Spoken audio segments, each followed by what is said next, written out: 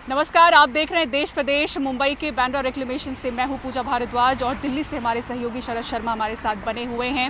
शुरुआत कर रहे हैं ताउते तूफान के कारण मची तबाही की खबर के साथ। मुंबई के करीब अरब सागर में ताउते तूफान की वजह से जो लोग लापता हुए, जितने लोग लापता हुए उनमें से 22 लोगों के शव बरामद कर लिए गए हैं और अब भी 51 लोग जो हैं जो लापता है उन्हें बचाने के लिए, बाहर निकालने के लिए अभियान जारी है। जो जानकारी अब तक मिली है उसके मुताबिक P305 बार्ज पर सवार 261 लोगों में से 188 लोगों को नौसेना ने बचा लिया है। हालांकि ये जो बार्ज है वो डूब चुका है।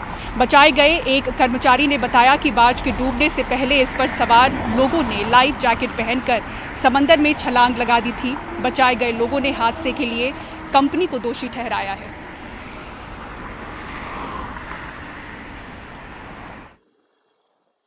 देखिए, हालात कुछ इस तरह, समुद्री हालात कुछ इस तरह से थी।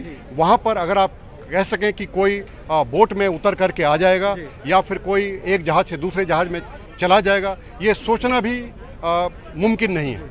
ये अब जाने कि उनके पास लाइफ राफ्ट थे और उन्होंने लाइफ राफ्ट उतारे सुरक्षा की स्थिति से, लेकिन अफसोस हालात इतनी खराब थे, समुद्री हालात, कि लोग जो है लाइफ राफ्ट में नहीं चढ़ पाए।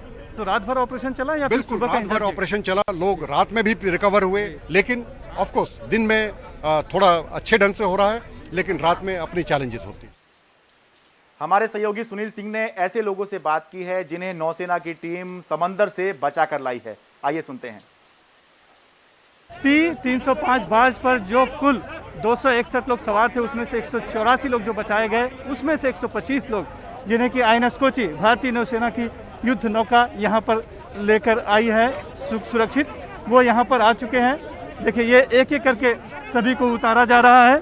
इनसे हम कोशिश करेंगे कि अगर ये बात करते हैं हमसे। सर, आपका नाम क्या है? स्वप्निल सावंत। अच्छा, बताइए कि कैसे रहे इतना वक्त, कैसे? सर, बहुत भगवान के भरोसे सर, बहुत तूफान बहुत था सर, बहुत तूफान था। क्या करते थे वहाँ पे? मैं कैटरिंग में हूँ। आपका नाम क्या है? सुनील कुमार साहब। कैसी तबीयत? एकदम सुरक्षित है आप? तबीयत तो सर ठीक है। अब ठीक है जी सर। और कितने घंटे तक आप समंदर में रहे? हम लोग तो 14 घंटे तक समुद्र में थे। अच्छा, आप लोग को बताया नहीं गया था कि समुद्र आने वाला है? बताया गया तो सब कंपनी के दोस्त है और अपन वाले के दोस्त है, वही सब एक भी कुछ सब निजी नहीं सब लिए सर। मैथ्यू का तीन बोट था, 2 बोट सब लेके चलेगा, ये बोट रोक दिया अपना, वहीं पर रोक दिया गया। वहीं पर रोक दिया गया सर। मोबाइल वाले एटीएम जितना पढ़ा लिखा था सब बेकार हो गया, कुछ भी नहीं बचा। साथ में कुछ नहीं लिए जब कूदे? तो बहुत कुछ है, बैग लाया था, एटीएम था, पासपोर्ट था, मोबाइल था, सब कुछ था, सब खत्म। ये बता रहे हैं कि कैसे खौफनाक वो समय था और कैसे इन्होंने उसको गुजारा और किस तरह से आखिर तकदीर थी कि बच पाए। और ये भारतीय नौसेना की युद्ध नौका आईएनएस कोची पहुंची और इन्हें बचाया और अब ये खुद यहाँ पर सुरक्षित यहाँ पर हैं, अपने हैं। और अभी यहाँ से घर वालों से हालांकि बात नहीं हो पाई है, लेकिन खुश हैं इस बात के लिए कि आखिर इनकी अपनी जान बच गई। लेकिन इनके कई दोस्त, जो मित्र, जो सहकर्मी वहाँ पर थे, उसमें से कुछ अभी भी लापता हैं। इस बात का मलाल है।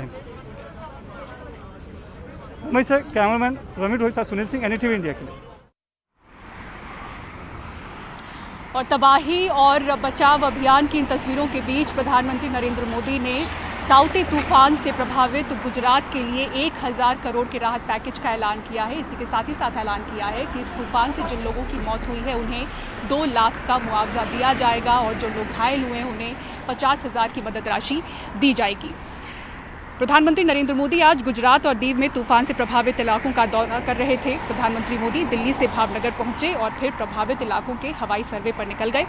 बाद में पीएम ने गुजरात के मुख्यमंत्री विजय रूपाणी और राज्य के अन्य वरिष्ठ अधिकारियों के साथ उन्होंने बैठक की और ताउते तूफान से जो नुकसान हुआ है उसकी समीक्षा की।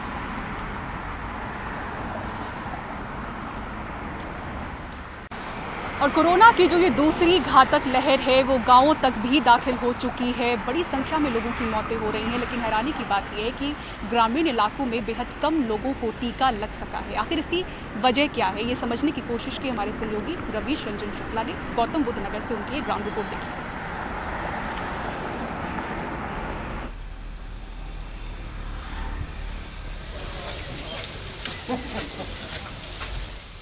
ऊंची इमारतों से घिरे ग्रेटर नोएडा के बिसरख गांव का नाम आकाश सक्सेना और सौम्या ने पहली बार सुना।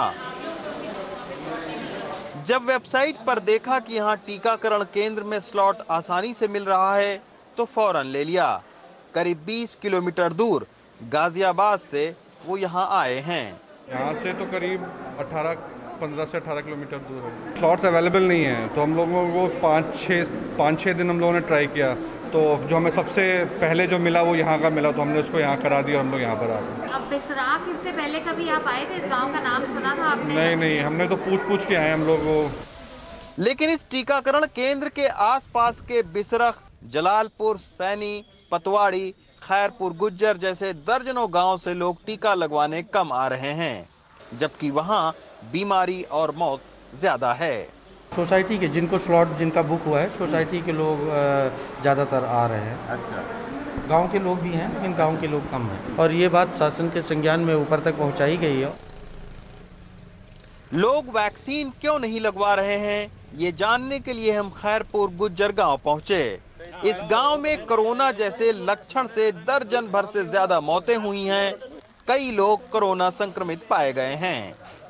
खुद यहाँ ऋषि चौधरी हमें मिले, जिनके माता पिता की कोरोना से मौत हो चुकी है, लेकिन फिर भी अफवाह के चलते वो वैक्सीन लगवाने को फिलहाल तैयार नहीं हैं। 1 अप्रैल को मेरी माँ की डेथ हुई थी और 26 अप्रैल को मेरे पिताजी हैं, उनकी डेथ हुई थी। पहली बात तो हमें जानकारी नहीं है इस चीज़ की, वैक्सीन किस तरह से लगवाई जाती है। फिर इस तरह की अफवाह चली हुई है कि उसमें जैसे किसी के बीपी हाई है या किसी के डायबिटीज है, तो अगर वो पेशेंट अगर इस तरह से लगवाता है तो उसके परेशानी हो जाती है। कोविन पर रजिस्ट्रेशन की तकनीकी जानकारी न होने के चलते भी ग्रामीण इलाकों में वैक्सीनेशन की प्रक्रिया सुस्त है। ग्रामीणों का कहना है कि जैसे वोट के लिए गांव-गांव बूथ लगते हैं, वैसे ही वैक्सीन के लिए भी लगें। कोई भी गांव का आदमी इतनी दूर जाने के लिए हिचकिचाएगा, पहला नंबर। दूसरा, बुजुर्ग लोग हैं, 60 हैं या 45 प्लस, सबके पास कन्वेंस नहीं होता, सबके पास इतना डिजिटल मोबाइल पे सब कुछ रजिस्ट्रेशन नहीं कर सकता। फैमिली में यदि एक कमाने वाला तो ये नहीं कहेगा कि मैं अपने 10 को छुट्टी करके 1 बाय 1 लेके जाऊं वैक्सीन लगवाने, टेस्टिंग कराने। वो यदि जॉब कर रहा होगा उसके लग जाए, बहुत रेयर केस है। अदरवाइज यदि यहाँ पे गाँव में वैक्सीन का टेस्टिंग सेंटर कर दिया जाए या वैक्सीन लगाने का, तो मैं नहीं कहता कि कोई नहीं लगवाएगा, 80% लोग लगवा लेंगे। तो सरकार के सामने चुनौती बस टीका मुहैया कराने की ही नहीं, लोगों को ये समझाने की भी है कि ये टीका कोविड से बचाव के लिए बेहद जरूरी है। कुछ वक्त पहले हमने एक दिन में 42 लाख से ज्यादा टीके लगाकर एक रिकॉर्ड बनाया था, जो अब घटकर 10 लाख हर रोज टीके लगाने पर हम आ गए हैं। ऐसे में जहां एक तरफ टीके की कमी है, तो वहीं दूसरी तरफ ग्रामीण भारत में टीके को लेकर हिचकिचाहट और स्लॉट लेने की तकनीकी जानकारी न होने के चलते टीकाकरण गांव में अब एक मुश्किल चुनौती भारत सरकार के लिए साबित हो रही है, और फिलहाल इससे निपटने के लिए कोई रणनीति भी नहीं दिख रही है। ग्रेटर नोएडा से सुशील राठी के साथ Ravish Ranjan Shukla, NDTV India. Lockdown के वक्त कोरोना मरीजों और उनके परिवार के लोगों की मुश्किलें दूर करने में कुछ लड़के लगे हुए हैं। उत्तर पूर्वी दिल्ली के बाबरपुर में श्री महाकाल रसोई 2 वक्त का खाना उन लोगों के घर पहुंचाती है जहां पर कोरोना मरीज हैं और कोरोना मरीजों के परिवार रहते हैं। ये रसोई मरीजों या उनके परिवार वालों से केवल कोविड पॉजिटिव रिपोर्ट मांगते हैं और लोकेशन मांगते हैं, और 2 वक्त की खाने की मुफ्त डिलीवरी हो जाती है। श्री महाकाल रसोई में सुबह से खाना बनना और पैक होना शुरू हो जाता है। उत्तर पूर्वी दिल्ली के कुछ नौजवानों ने ये रसोई उन लोगों के लिए शुरू की है जो कोविड से पीड़ित हैं या क्वारंटाइन होने की वजह से खाना पकाने की हालत में नहीं हैं। ऐसे लोगों को यहाँ से 2 वक्त का खाना जाता है। हम कोरोना मरीजों को उनके घर पर निःशुल्क दोनों टाइम का भोजन पहुँचाते हैं, और मेरा नंबर 9560145095 है। इस पर कोई भी कांटेक्ट कर सकते हैं? इसके ऊपर आप कोई भी कांटेक्ट कर सकते हैं, चाहे मैसेज कर सकते हैं या मुझे कॉल कर सकते हैं। बाबरपुर इलाके के करीब 40 लोग इससे जुड़े हैं। राशन जुटाने, खाना बनाने से लेकर घर तक फूड डिलीवरी की जिम्मेदारी ये सब अलग अलग शिफ्ट में निभाते हैं। अपने स्कूटर पर ये खाना लेकर लोकेशन के सहारे जरूरतमंदों के घर तक पहुंचाते हैं। फिलहाल ये सेवा दिल्ली के उत्तर पूर्वी इलाके तक सिमटी है। रसोई में रोज़ खाना बदला जाता है, मतलब डिश चेंज होती है।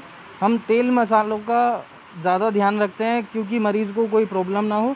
हम 30 दिन से ये रसोई चला रहे हैं। 150 से 200 लोगों को खाना हमारा रोज़ जाता है। श्री महाकाल रसोई के सब सदस्य हर साल कांवड़ लेकर जाते थे, तो इंतजाम पहले से है। पहले कभी धार्मिक जुटान होता था, अब सब सामाजिक काम में लगे हैं। खुद के पैसे और मिलने वाले डोनेशन के दम पर यह रसोई सेवा चल रही है। ऑस्ट्रेलिया में पढ़ रहे लड़कों ने भी इन्हें डोनेशन दिया है। महाकाल किचन फाउंडेशन को डोनेशन देकर हम उन परिवारों की मदद करते हैं जिन्हें इसकी जरूरत है। ये सच है कि हमारी डोनेशन छोटी सी है, लेकिन ये उनको मदद कर सकती है। मैं अकेला ही चला था जानिबे मंजिल, मगर लोग साथ आते गए और कारवां बनता गया। अलग अलग जगहों पर सेवा में जुटे ऐसे तमाम लोगों को सलाम, जो मानवता को लेकर मिसाल पेश कर रहे हैं। नई दिल्ली से हरिकिशन शर्मा के साथ परिमल कुमार, NDTV इंडिया।